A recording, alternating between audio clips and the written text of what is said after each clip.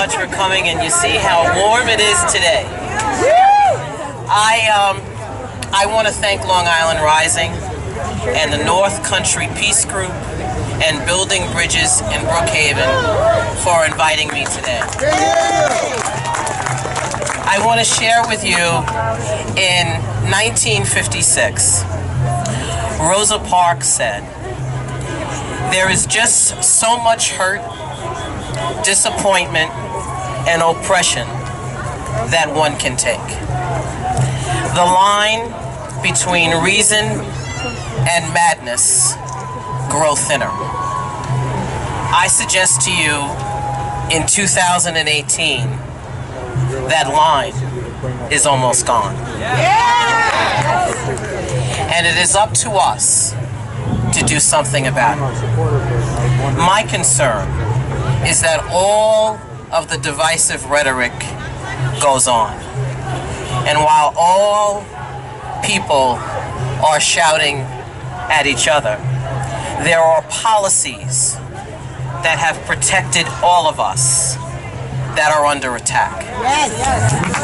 And we must make sure that we are moving beyond what everyone is saying and what everyone is tweeting, and looking at the policies that have affected all of us.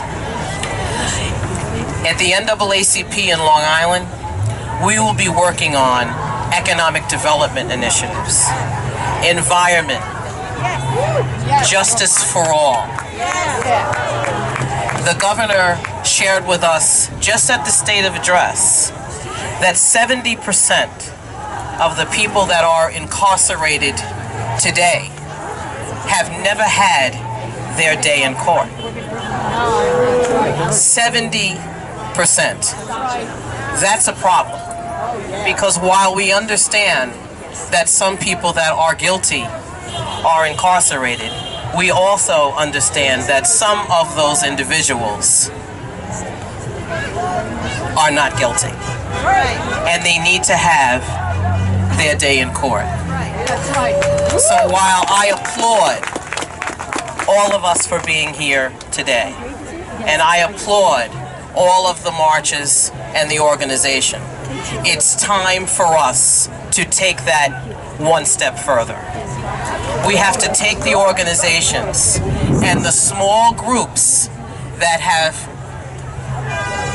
joined together and the small groups that are working together, and we need to partner even more in 2018. Because we must make sure that we are united and we are fighting for justice for all. We must take all of the Facebook pages and develop them into actions and develop them into partnerships, and we need to hold all candidates, regardless of party affiliation, accountable for all of us. On Long Island, we cannot allow anyone to divide us. We must speak out loudly, clearly, strongly about the actions that we must take and the policies that we must protect.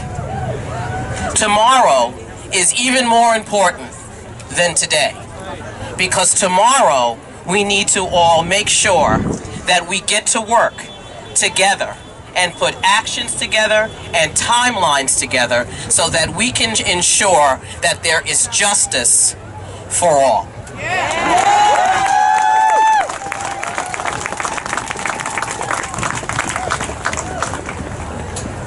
I want to close by a quote with Shirley Chisholm. What she said is, "If they don't give you a seat at the table, bring a folding chair." And